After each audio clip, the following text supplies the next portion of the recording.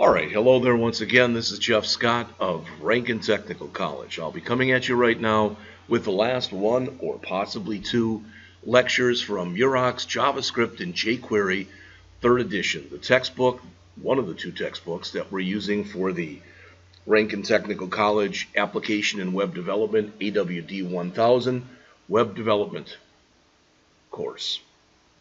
And we are up to Chapter 18 of 18. Again, we went through chapters 1 through 12, sections 1 and 2 in the class together. We had assignments, we had tests, all right? And then I've done my own lectures on chapters 13, 14, 15, 16, 17, and now will be 18. This is probably the thing I'm the least comfortable with in JavaScript. Now, typically what happens is, you've got a book, and regardless of the size, you've got to make sure that students in their first semester, when they're starting to learn programming, they start to learn programming.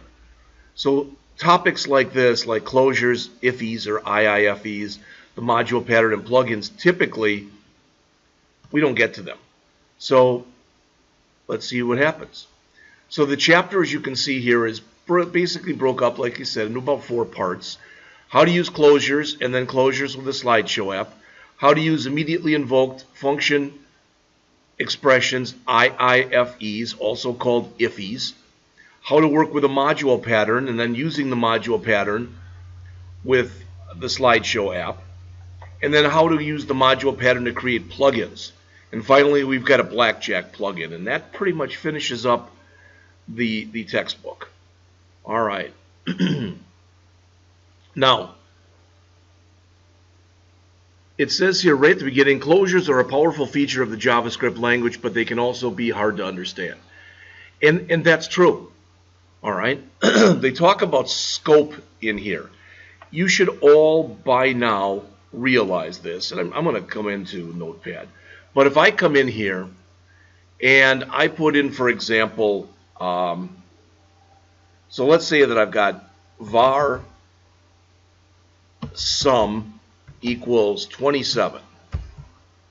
All right, then I've got function add. And in this function, I put in here var x equals 31, var y equals 17. In fact, for our var sum, let's not give it a value. Let's just say var sum. Or if we want, we can initialize it to 0. There we go. And then we can come in here and say this. Sum equals x plus y. This variable right here, sum, is a global variable because it's not defined inside of any function. Since it's defined outside of any function, it's global to the program. On the other hand, if I come in here, let's say that I've got a function, I'm just going to call this display. Now, if I come through here and I say alert, the value of sum is, now I'm guessing at least, I'm pretty sure that's going to come back up and say 48. However, if I come back and try to replicate that, and I come through here and I say the value of x is, and the value of y is, I'm going to get error messages on both these lines. All right, why? Because these particular variables are defined inside of a function, so they're local to that function. Well, what if I do want to be able to do this? Well, I should be able to come in here and say this. Call display, whoops,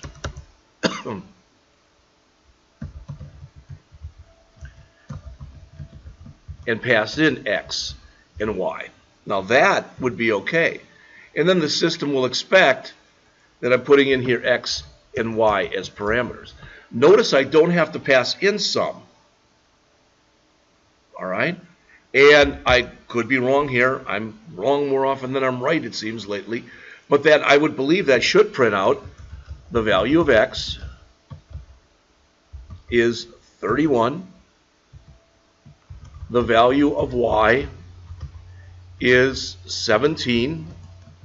The value of sum is 48. Now, one thing I'm going to probably have to add in here, since they're alerts, and I always forget, I think with alerts, I would add a plus a backslash n in here. But I mean, again, that's stuff that we're putting in there for aesthetic reasons. That's no biggie. Put it here too. There we go. All right. Now what I've done is I've taken two local variables here, x and y, and I have passed them both to a function. Now the function has access to them. It had access all the time to sum because sum was defined outside of any function. Now, hopefully that made it easier for you to understand, but I just showed you global and local scope. It says here to understand closures, you need to understand two more things about scope. First, an object has access to its own scope, as well as the scope of the object that contains it, its parent. This is called the scope chain. The one thing about this is since all objects by default inherit from object, that means that all sub-objects, we looked at that in the last chapter, have access to anything that is defined inside of object itself. Second, if an object in the scope chain has something referring to it, it stays in scope even if the object that contains it is out of scope. The easiest way to talk about this is to look at some examples. Now this is not the same thing as I just showed you, but I'm just showing you this. We've got a function here called createClickCounter. Inside of that function, we've got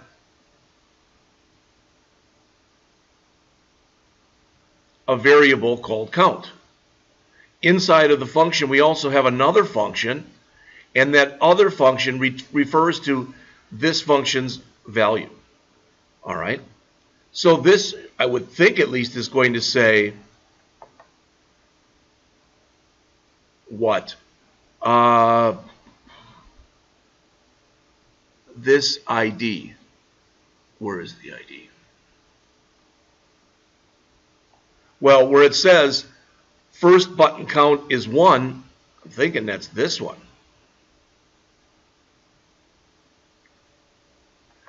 Return click counter. All right. Then it says each call to click counter assigns the inner function as the button's event handler. Each closer refers to a separate count variable. All right.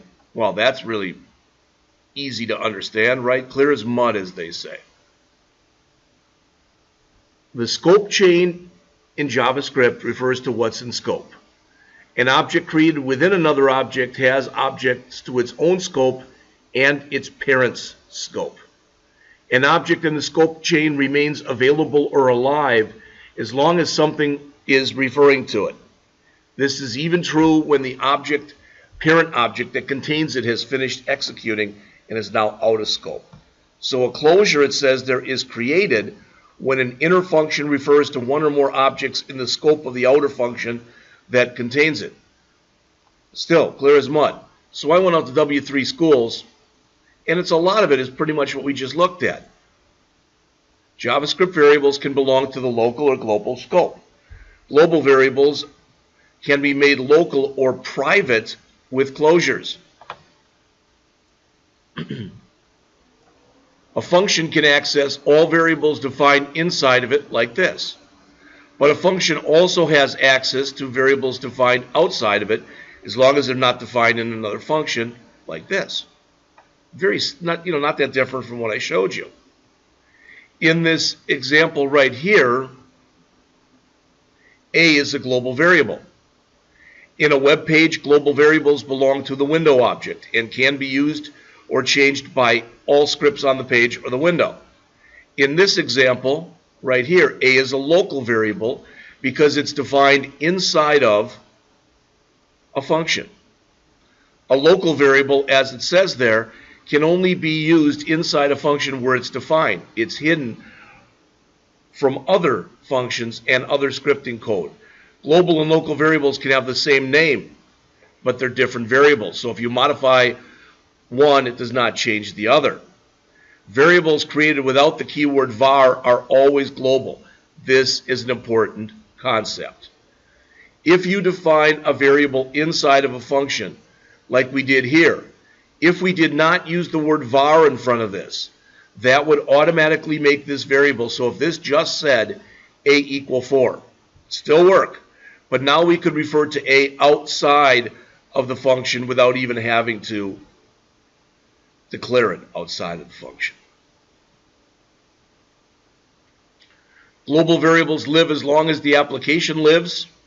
Local variables are created when the function is invoked and typically are deleted when the function is finished. All right, so who cares? Well, you only have a certain amount of memory, and I don't mean computer memory, I mean memory in which the program is allowed to operate. All right, and you don't want to use it up. You don't want to sit there and make all of your variables global, because if you do, you're wasting memory. Plus, and I've talked about this in earlier chapters, if you make all of your variables global, it opens you up to what are called side effects, which means that any function in the program can conceivably change the value of that variable. It's almost always never what you want. So the author says, suppose you want a variable for counting something, and you want this counter to be available to all functions. You could make it global. Okay? Should make sense. We try it. Says the counter is 3. Well, what if we add another couple of these? Add. Let's add 4. Add and add. Now it should say when we run this, the counter is 7. And it does. Good. There is a problem with the solution above. Again, this side effect that I mentioned to you. Any code on the page can change the counter without even calling add. The counter should really be local to add, so really it should be defined in here.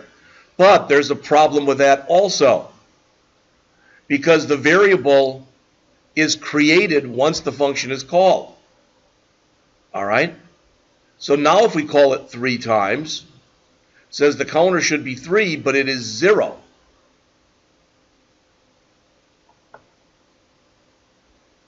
It did not work because we display the global counter instead of the local one.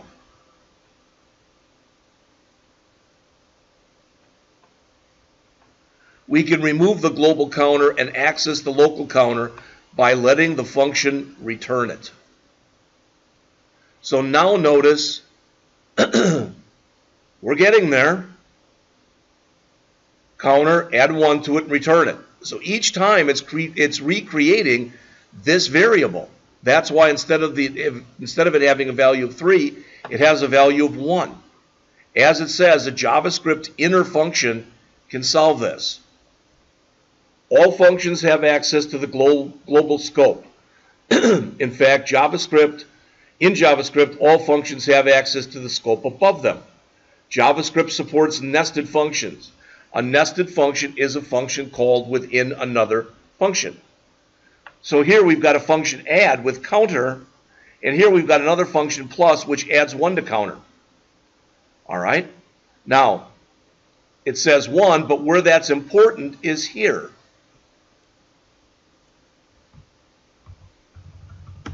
Notice we're calling it 5 times. Now it's got a value of 5. Because since we defined the variable outside of here, all right, in there, now it retains its value throughout different function calls. It says this could have solved the counter dilemma if we could reach the plus function from the outside. We need a way to execute counter equals 0 only once. So how do you do that? You do that with closures. It says, remember self-invoking functions? What does this function do? The variable add, it says, is assigned to the return value of a self-invoking function. So add, so you're assigning the name of a variable to the function itself. You know, in many ways, we've looked at this already. Now, the way other languages operate with this, the way other languages do, just so you know this, is with some other languages, what they'll do. So again, the problem is, if we come in here and say here, sum equals that, all right, it'll actually work just fine. But other languages allow you to say something like static, which means that the value of sum would retain its value throughout different function calls. To my knowledge, JavaScript doesn't have that. All right. It says the self-invoking function runs only once. This one runs only once, setting the counter to 0. So add now becomes a function. All right, this is a JavaScript closure. So it's possible to have a function have private variables. So a closure is a function having access to the parent scope even after the parent function is closed. Well, you may or may not have liked that description, and if you did not, I'm sorry. There's where you can start finding out more. And if that's not enough, I also went out to the Mozilla Developer Network, MDN, and found this. I'm not going to go through it. We're already up to 16 minutes on this, and I'm only on the first of 4 topics. All right? But you can read some there, and you can read some there as well. I'll leave that up there for just a moment.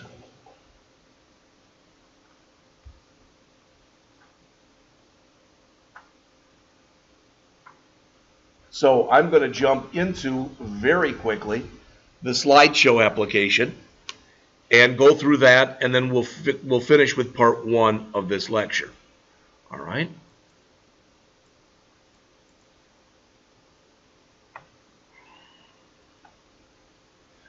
So I went over how to use closures to create public state. I went over my examples rather than the ones in the book. Again, the stuff that's in here is virtually the same stuff I just went over with you. All right? How to work with the this keyword in closures.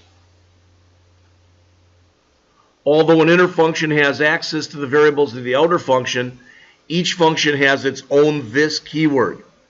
If an inner function needs access to the outer function's this keyword, the outer function can pass it using the bind variable. I warned you. All right? This is complex.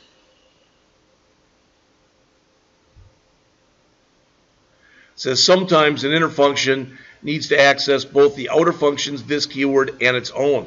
In this case, the outer function can store the value of this in a variable. By convention, this typically starts with that, self, or me. All right, you'll see the me, I believe, next semester in the C# class. Each function also has its own arguments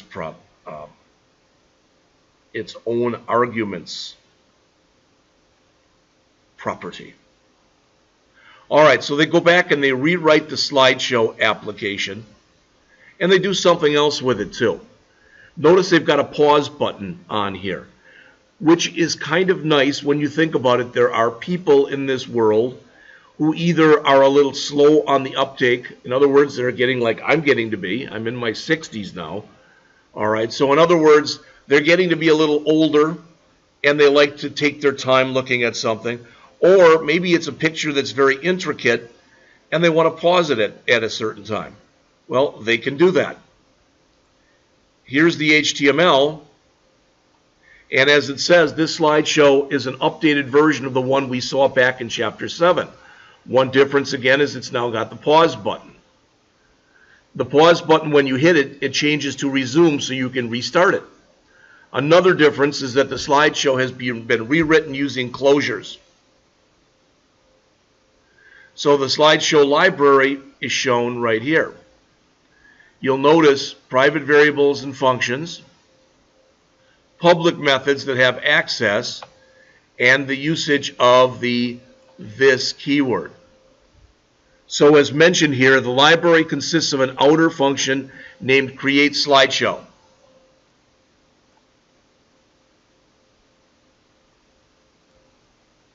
Right up on top there. It contains several variables and functions that are available to every function inside of it, but not to outside code. In other words, they're public while you're inside of the routine and private everywhere else. The createSlideshow function returns an object literal with 3 methods. They're all inner functions that refer to the private state of the outer function. So the main JavaScript file, notice slideshow equals createSlideshow, setting a variable equal to the value returned by a function. Tell it to toggle its event handler, which again is going to do the resume or the pause. All right, and this will restart the slideshow, I believe. So this code calls the createSlideshow function and stores the object it returns in a variable named slideshow. Then it uses the methods of that object to attach an event handler to set up the play pause. It says you can examine the slideshow object in Chrome's developer tools to see that only the 3 methods returned by this createSlideshow are available to outside code. As a result, there's no way to overwrite the slideshow's private state. That's a closure.